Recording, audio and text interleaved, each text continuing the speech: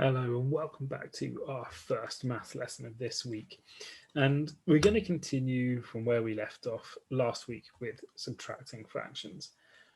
And as you can see from the title of this one, it's Can I Subtract Mixed Numbers? Well, as you might imagine, this isn't a huge leap from what we've done before.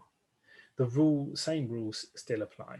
All we're doing is bringing in one more skill that we've already used several times before in order to allow us to do this. And again, the same with adding of mixed numbers, there is a shortcut if you can do it. So, first thing we need to do is think about what the skills are that we're going to be using, and then we'll go from there. So, first skill we need to know is when we're subtracting fractions, as long as we've got the denominator the same, we just look at the numerators. In order to get the denominator the same, we use equivalent fractions, do the same to the top as we do to the bottom. In order to go from mixed numbers to improper fractions or vice versa, you think how many you need to make a whole. If you're going from improper fractions to mixed numbers, you take the amount you need from the improper fraction, you take the amount that you need to make the whole away, and you add one whole number. If you're going the other way around, you count how many whole numbers you have and add the full amount of fractions you need to make the whole back in to the amount of how many whole numbers we have. Let's have a look and see what we can do. So convert these mixed numbers to improper fractions and then convert these improper fractions to mixed numbers. Same skill, important skill that we're using. This is the one that makes the big difference. Have a go, see what you can do. Okay, let's have a look. So converting mixed numbers to improper fractions. The way to remember it is if you're converting from mixed numbers to improper fractions, you take the whole number, you times it by the denominator, and then you add that to the numerator. So your answer then would be 28 over 5. Do the same on this side. So 3 times 9, or 3 times 9 over 9 is 27. 27 plus those 8 is 39. That's the easy way to do it. It really is that simple. Times the whole number by the denominator, and then add it to how many you've got on the numerator, and that makes it all. The wording here makes it confusing, but this is all you're doing, and then adding it on. Okay? When you're going the other way, convert the improper fractions to mixed numbers. You just do the division. 102 divided by 10. That goes in 10 times, remainder 2. So you've got 10 with 2 left over, which make 2 tenths. The same on this side, 124 divided by 12 is 10 overall, because 120 is 10 times 12, with 4 left over, and you can simplify that down to 10 and 1/3 if you need to. Obviously it hasn't asked you to, but if you wanted to, that would be the answers. Okay, so 7/5 minus 3/10.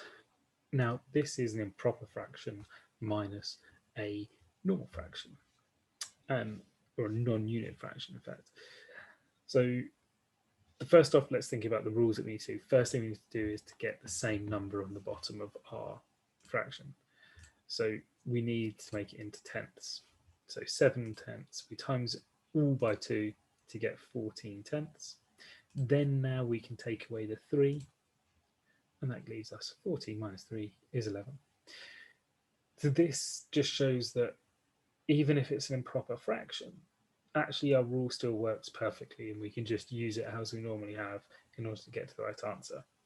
And that helps us when we come to think of mixed numbers as well. Remember, first thing you need to do, get the same denominator. Second thing, you then complete the subtraction using numerators, and you use equivalent fractions to find this. Do the same to the top and the bottom. Okay? You could convert that into a mixed number if you wanted to. There are one group of 10 in there with one left over, so it'll be 1 and 1/10. So another way to show that exact same one is that's 5/5, and that's 10/5, so 7/5 sits here. Convert that into tenths by cutting it in half each one, timesing it by 2. So you can see that 5/5 becomes 10 tenths, 10/5 becomes 20 tenths, and 7/5 becomes 14 tenths. Then you can go 1, 2, 3 down, or 3 tenths. You can do it that way. You can go 3 down, then that's 11, going from there backwards. You can do it the other way, so you bridge up, so you go 3 tenths up, and that's where you're starting. You're looking at the difference between them, which is what's being shown here, and you're bridging through 10 tenths, so 7 to make it to 1 whole 10, and then another 4 to get up to this bit. There are so many ways you can do this mentally as well as written. To be honest, I think that the majority of questions you're going to be asked alongside subtracting fractions, actually the majority of them are just easier to write out and do as you normally would. And whatever mental method you use to do the subtraction, whichever one works best for you, whether that's counting up or counting down, whatever works best. Okay. So here's another one. You can use the number line if you like. You can think about how that would work. You can use equivalent fractions if you think that will work best for you. Think of a way that's going to work for you. Have a go, and then we'll talk it through. Pause now.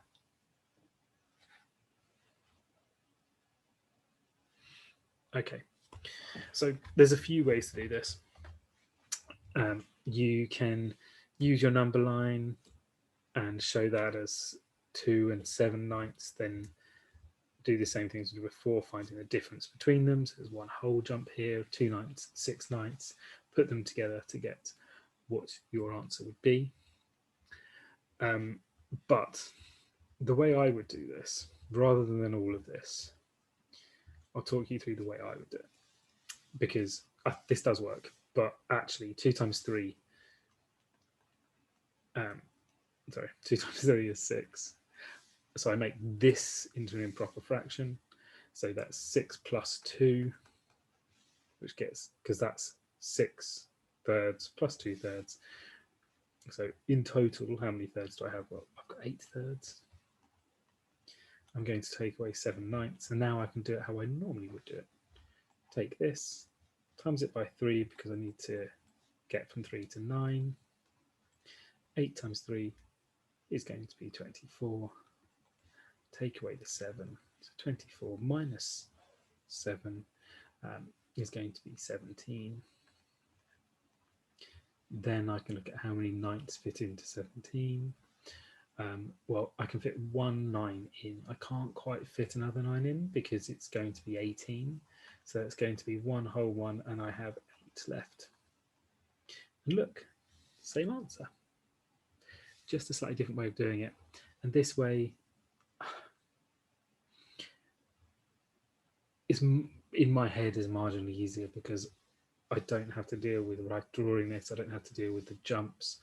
I can literally, I know this I've done before. This is a skill I have. Already know this skill. Already know this skill using equivalent fractions to get to that. And then I already know how to subtract. So it's 3 things I already know how to do, whereas this could be introducing a new one. So have a go, see what you can do. You can look at the number lines, see what you think, talk about what's different, and then use the method if you want. Okay, pause now and have a go. Let's have a look at the answers. So bar models, nice and straightforward. What you have to do is just make this into 8ths. So we have to times by 4. So a half times by 4 is going to be 2 times 4 is 8, 1 times 4 is 4. So we take away 4 away, we get 1 and 3 thirds. Same here, we're timesing by 2, 2 is 8, 2 is 6. Then we do subtraction, 1 and 1/8. And then we've got a half here and 8ths here, so we're going to 8, timesing it by 4. So that becomes 8, that becomes 4. Then we can take away the 3 and have 1 and 1/8. So it's the same way we would normally do things.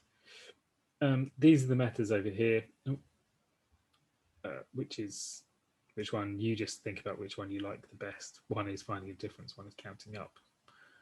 They're relatively the same. And then you can use it if you like in this way here, or I'm quite happy using any other way you like. Then you've got this question here, which is complete the subtractions. So the first thing we have to do, or the first thing I would do, is get rid of, personally, the first thing I would do is get rid of the improper fraction and do it. Or have a look at what this fraction on its own is as 24ths, because it might be a shortcut. It might not be, but it might be. So 24, 4 times 6, so I'm timesing that bit by 6 to get 24 on the bottom, so I times the top by 6. And look, actually, I can take 5 away from that 6 without having to touch the whole numbers. And that's why I would check it just in case first, just to give me an idea. So the first thing here, we check this 8 rather than touching this to begin with. This 8 is timesing by 2 is 16, so times that by 2, and I can do the subtraction without having to touch the whole number. So the whole number can just stay where it is. Look, in both of those cases. This one here, let's have a look. I've got to times this by 2, so this times by 2 as well. I can do the subtraction and leave the whole number. This one, okay, let's have a look. So I've got to times 6 by 4 to get to 24. So I times that by 4 to get 20. I can minus the 13 without having to touch the whole number. That's my answer. Same goes here, timesing by here, by 3, sorry, times the top by 3 is 12. We can then actually take the 4 away without having to touch the whole number. And the same, surprisingly, down here as well. Times this by 3 to get to 12. That times that by 3 to get 9. And then you can do it. And then actually that comes out as 6 and 2/12, which can be simplified to that. Okay. The whole point of this question here is to show that sometimes you don't actually need to do anything with the whole numbers. In fact, normally when you do have to, you only ever have to take 1 out from the whole number. So we'll talk about that in a second, just as a nice easy shortcut. Okay, so let's talk. No, we'll come back to it. A race is 3 2/3 of a kilometre in length. Okay, so total length is 3 2 kilometres. Annie has run 1/6 of a kilometre so far. How much further does she have to run? So have a think. What's the question we're asking? How might you go about doing it? Pause now and have a go. Okay, so the question we're actually asking is 3 2/3 minus 1/6. So the first thing we can do is put it in terms of sixths. So this one here, we can times all of that by 2 to get 6. So it's 6 and 4. I then now don't have to touch that whole number because I've got 4 and I'm only taking 1 away. So I can leave the 3 whole ones there. Don't have to touch these ones. I'm taking just 1/6 away, look. So, and then that leaves me with 3/6. Then I can divide both by 3 to get 1/2. So that would be simplified, but that's the answer there. And it's this thing about just making sure I know what the question is. Look at how much I've got and whether I need to borrow 1 from here. And this is the shortcut I was kind of talking about. Even if, for example, I needed to borrow, I didn't have enough. Yeah, so I was taking away 5, for example. Just imagine. I could borrow 1 whole one, which is worth 6 sixes. Leave the other 2 where they are as whole numbers. Add those 6 sixes to here, then I could take away whatever I needed to in order to do it. And then I could put the 2 straight into my answer. We'll see if one of those questions comes up a bit later, but it's the shortcut that makes our life easier without having to do as much work. We don't have to go all the way using all of our whole numbers. We can just actually take one out and make it into a fraction to think about, because hardly ever do we subtract more than a whole number as a fraction. If we do, it's normally written as a mixed number as well.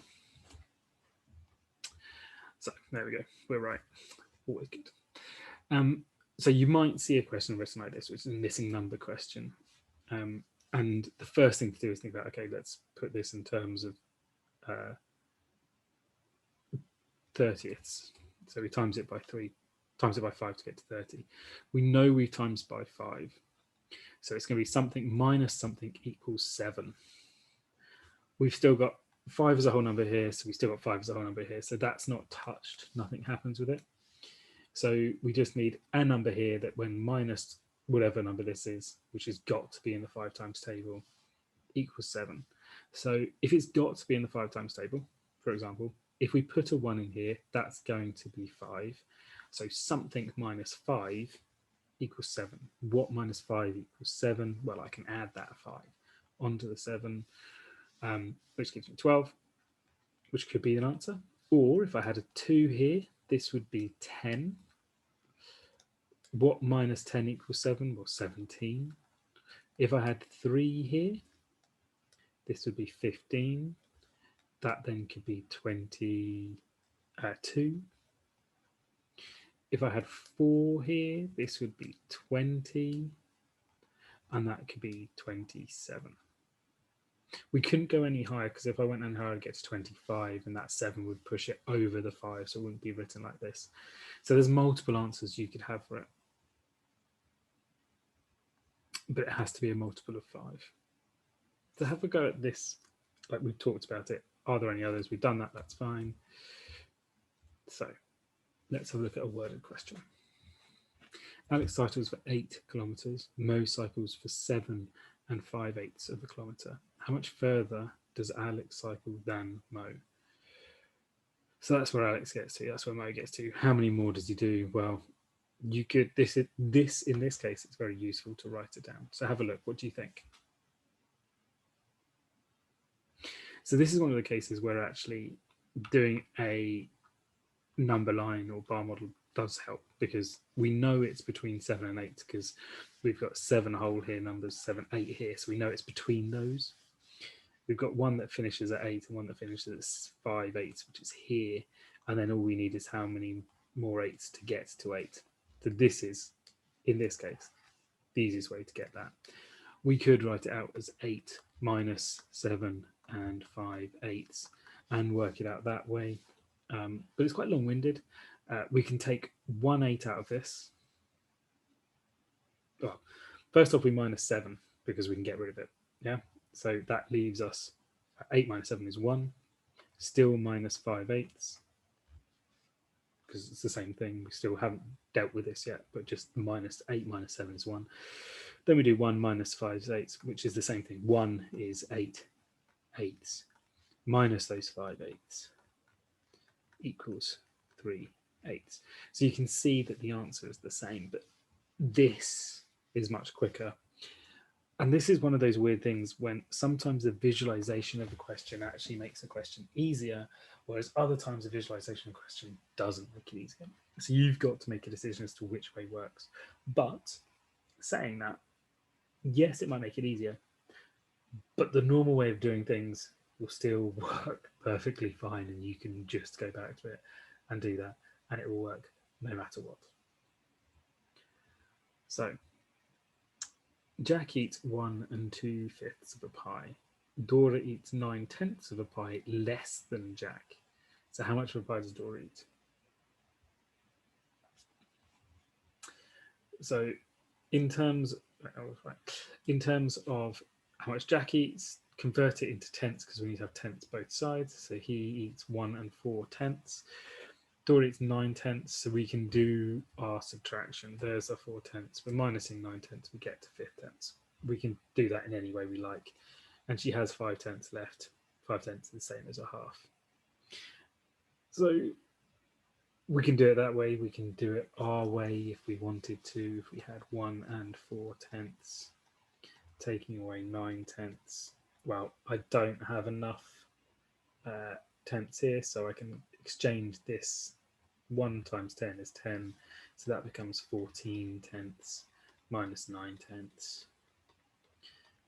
and that equals 5/10, which is a half. So it does work either way, like I said before, just matters which way you think about it. Here are some questions.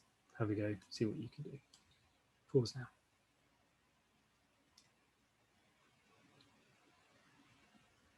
Okay, let's have a look. So first question, a jug contains 1 3/5 of a litre of orange juice and Eva pours 4/15 into a glass. So how much orange juice is left in the jug? So in essence, we're doing 1 3/5 minus 4/15.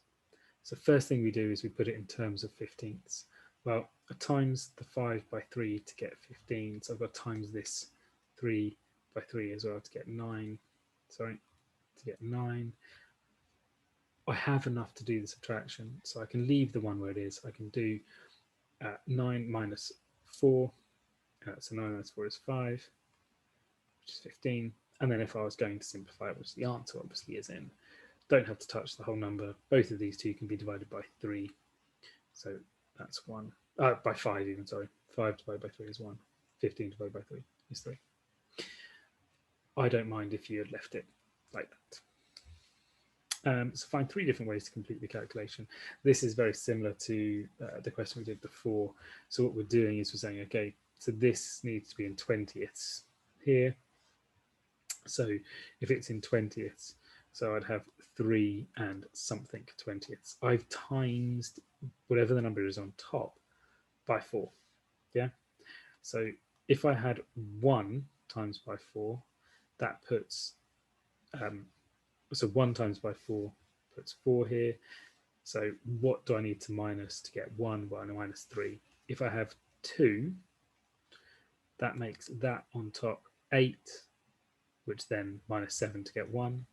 Or I can have, if I have 3 on the top, oops, sorry. If I have 3 on the top, times that by 4, and you get 12 minus 11 equals 1. And that's the way you'd go about doing it. If we had 4 on the top, 4 times 4 would be 16, so then we'd have to minus 15 20ths, which again isn't entirely possible. You could do that. So if you had that as one of your examples, that would be fine as well. And then looking on question 6, which is probably the hardest one we've done, so don't worry if you struggle, but let's talk through and see what we can do. 3 children take part in throwing competitions. Here's a table of results. We have the ones in black we already have, and what we're doing is we're trying to find these ones here. So use the clues to complete the journal. Annie's javelin throw, so this throw here, is 11/12 less than Dexter's. Well, Dexter threw this here, yeah? So he threw 15 1/4, and we're less than, so it's minus 11/12. Okay, first thing we do is put this in terms of 12, so we times by 3. Ooh. Sorry, times by 3. Now we don't have enough, yeah, so I'm going to have to use one of those, so 14, and add 12 to the top here because that's what one of them is worth. So I get 15 on top then. Okay, all I've done is taken one whole, which is 12/12, and added it to what I had before. Then I can do the subtraction. So 14 will still be there. 15 minus 11 is 4/12. And you could have, I would say your answer could be written like this, by the way. That's fine with me. But if to simplify it, it goes to that because both of these two are divisible by 4. Okay, so that's the first one. The second one says Amir's shot put was 3/4 less than Annie's. So Annie's was 9 meters and his was 3/4 less. Okay, well, the first thing we can do is we can put that down to 8 and take 4/4 out because we're only going to deal with 4/4. 4 minus 3 It's 1, still got the 8, and there's our answer. The next one, Dexter's throws a half less than Amir's, so Amir's is 12 and 7/8, taking away our half. Now times the bottom by 4 to get to 8. So we times the top by the top by 4 as well to get to 4, and then we can complete it. 7 minus 4 is 3, and that's our answer. Probably the trickiest one is this top one because of the supplement that goes on there, but that's fine. Well done to everyone that did all of that. I think the rules are the same. It's just knowing how to use them and the shortcuts and the tricks that make our life easier. If you do get stuck at a certain point, go back and have a look at what we've done before. I've tried my best to think about the shortcuts that are going to help you. So hopefully they do when you come to find your answers. Good luck and goodbye, and I'll see you in the next video.